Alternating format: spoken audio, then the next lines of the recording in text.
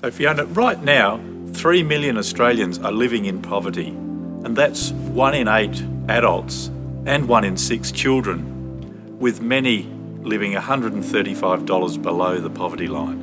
Yes, that's correct, Bronte. The people that are living in poverty that we see at Bowden, but who are living in the community, are going without things like warm clothes, enough food to eat, money to pay their bills, money to pay their rent. So the situation is very desperate for many of them, and it impacts on them in the immediate but in the long term, particularly children. They have many difficult choices to make. Often it requires parents, particularly parents in single parent families, to go without meals.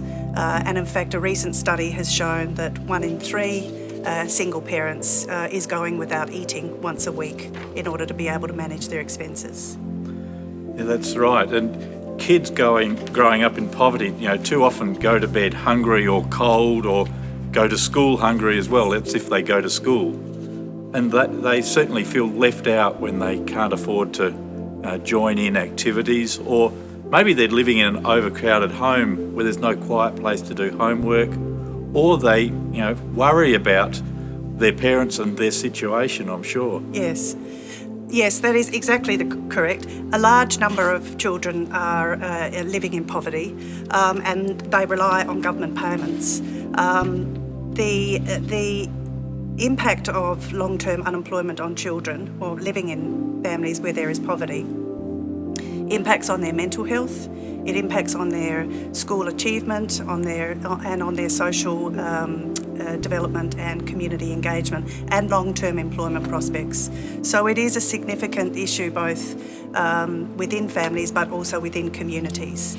The recent incident in relation to the increase in COVID payments and JobSeeker and JobKeeper has meant that many families have been able to take themselves out temporarily of that circumstance of living in poverty. And we have reports nationally that indicate that many families are experiencing significant benefit, and from the first time in a long time are able to keep up with payments in their rent, buy nutritious meals, buy children clothing, and indeed put money aside to pay for things like school fees.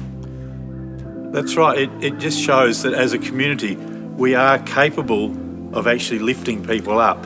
And so really the challenge is that we do strengthen our welfare system long term and not just over the short term at the moment. Yes.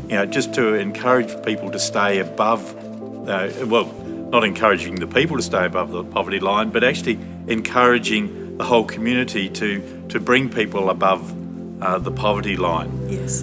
And so I guess a message for everyone is that, that anyone can take action by visiting the Uniting Church SA and the UnitingCare Wesley Bowden's Facebook pages, and to like and share our posts. That's about spreading that message more widely and really getting those who make the decisions on board.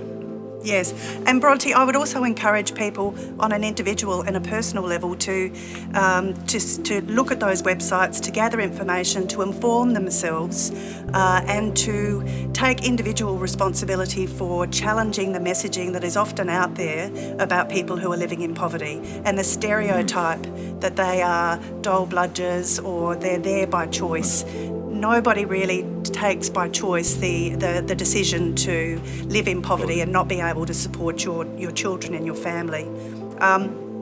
So I would encourage people to, become aware, be alert to people within your street, within your congregation, within your community that may be doing things tough, living in a difficult situation, and engage with them, walk alongside them, seek to understand what their circumstances are, and work with them on an individual basis to see how you might be able to support them. And of course, work through leadership within congregations, within churches, within communities, and even approaching parliamentarians and ministers about what needs to be done to tackle poverty.